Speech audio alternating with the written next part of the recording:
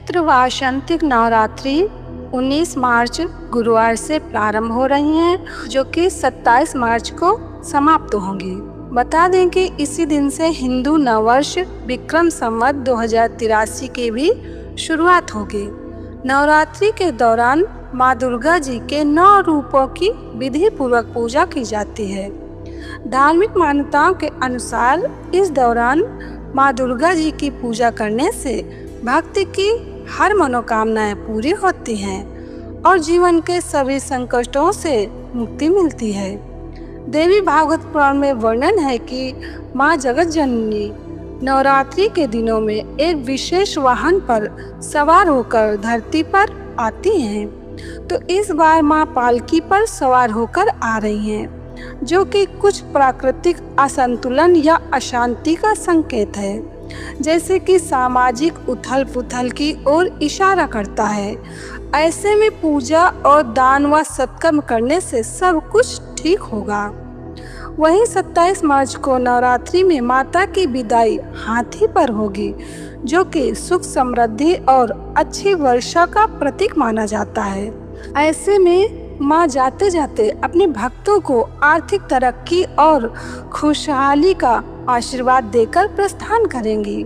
माँ दुर्गा जी की उपासना करने से व्यक्ति के सभी कष्ट दूर होते हैं और मनोकामनाएं भी पूर्ण होती हैं, इसमें कोई संदेह नहीं है। पिता से मांगने पर भले थोड़ी देर में वस्तु मिले, लेकिन माँ से मांगने पर शीघ्र ही इच्छित वस्तु मिलती है। और यह तो सभी की माँ है, जगत जननी माँ जगदम्बा।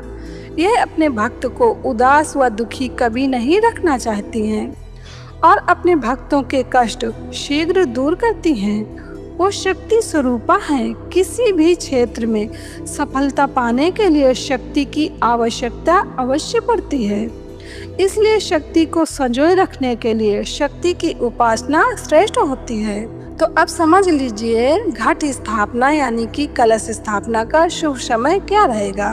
उस दिन 2 समय हैं, जब भी जिससे समय मिले कलश स्थापना कर सकता है।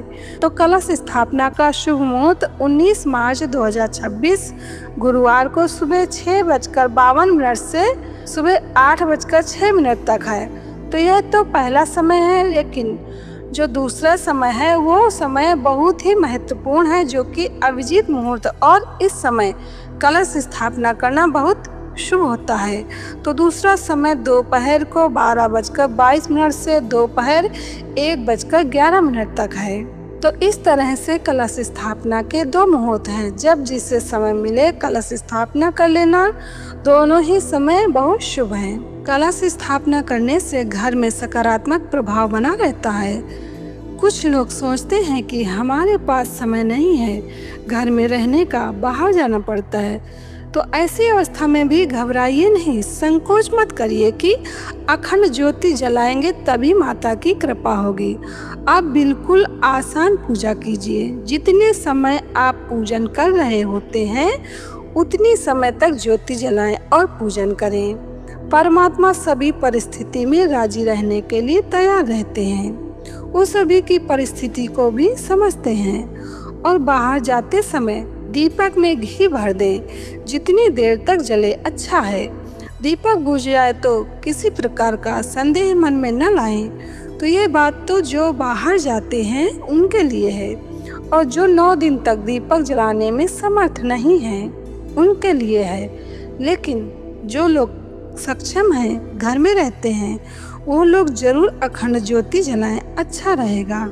तो अभी आप समझ गए हैं कि चैत्र वासंतिक नवरात्रि कब से प्रारंभ है और कब तक है, और कलश स्थापना कब करना है, कितने समय करना है, ये सब कुछ महत्वपूर्ण जानकारी है। तो इस वीडियो में इतना ही। अब बात आती है कि कलश स्थापना कैसे करना है। तो अगले वीडियो में कलश स्थापना की जानकारी मिल जाएगी इसी चैनल पर। जय माता जी की।